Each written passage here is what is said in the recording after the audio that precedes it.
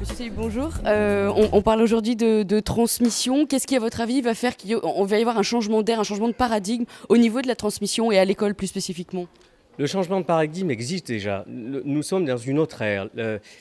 On parle de crise à différents niveaux, mais on parle aussi énormément de territoires numériques. Et donc ces outils numériques se développent de plus en plus. Comment l'école aborde ces territoires numériques? Doit-elle d'abord les aborder? Oui, elle doit les aborder. Et elle doit faire en sorte de les aborder de manière holistique, de manière globale, en faisant en sorte de consolider les partenariats. Ils sont multiples, je parle notamment des collectivités territoriales.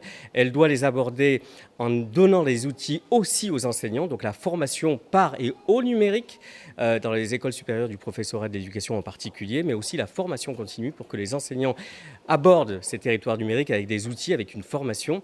Elle doit aussi les aborder en renforçant, on va dire, la recherche au niveau territorial sur les usages du numérique.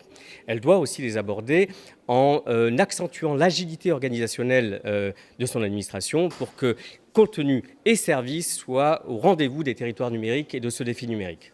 Et la France, vous l'avez dit, est relativement en retard par rapport à des territoires comme les États-Unis, mais on assiste à quand même certaines initiatives, les espaces numériques de travail, l'arrivée des TNI dans les écoles. Vous disiez qu'on manquait de matériel et en même temps il y en a qui arrivent. Alors est-ce que c'est le verre à moitié plein, à moitié vide? Il y a plusieurs points particuliers. Le primaire, le premier degré, manque de matériel. Donc là, on va y accéder. On va apporter du matériel grâce aux collectivités territoriales. Le matériel est présent dans le secondaire, collège et lycée. Il nous faut maintenant accentuer l'apport des contenus à la fois pédagogiques et à la fois de service afin que ce matériel vive et soit au service d'une pédagogie, au service de la réussite de tous les élèves.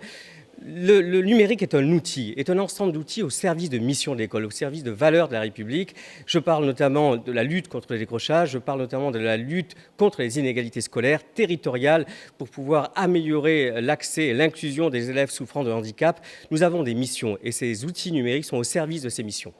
Merci beaucoup, Monsieur Saïd. Merci à vous.